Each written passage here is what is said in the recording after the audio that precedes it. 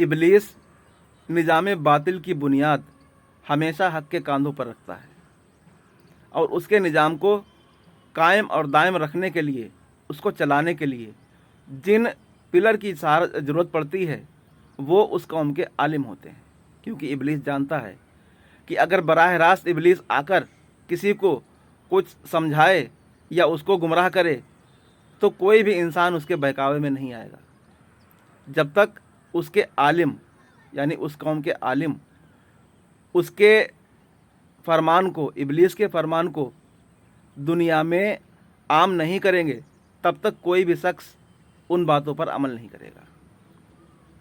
इब्लीस का सिर्फ इतना ही काम है कि वो अपनी बात को इस तरह से लोगों के सामने पेश करे कि लोग उसकी बात को, अल्लाह और उसके रसूल की बात को मानकर अमल करना शुरू कर दें।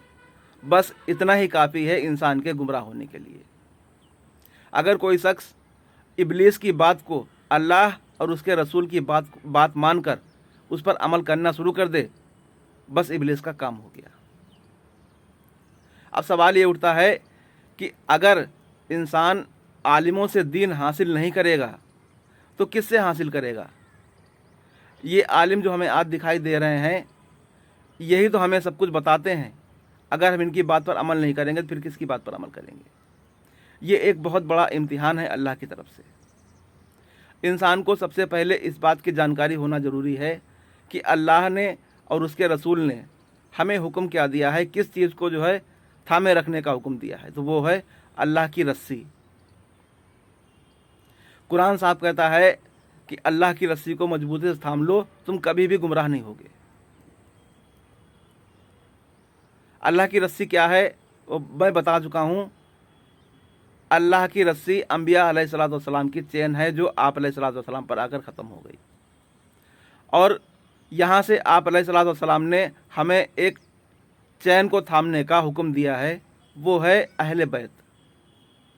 आपने कहा कि मैं तुम्हारे दरमियान दो भारी भरकम चीज़ें छोड़ जा रहा हूँ, इनको मजबूती से थाम लो, कभी भी गुमराह नहीं होगे।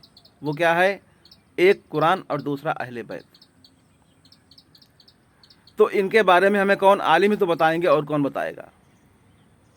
तो बातें इनकी सुनो और देखो इनका अमल क्या है।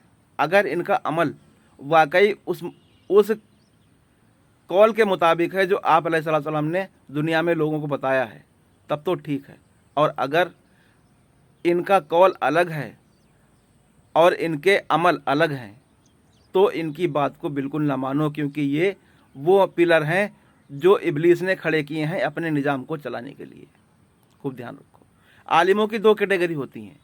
एक आलिम वो होते हैं जो दीनी किताबों का इल्म हासिल करके आलिम बन जाते हैं, और एक आलिम वो होते हैं जो अल्लाह अपनी तरफ से अपने निज़ाम को चलाने के लिए उनको आलिम बनाता है, उनको अपनी तरफ से इल्म अता करता है। ऐसे आलिमों की पहचान करो जिनको अल्लाह ने अपनी तरफ से आलिम बनाया है।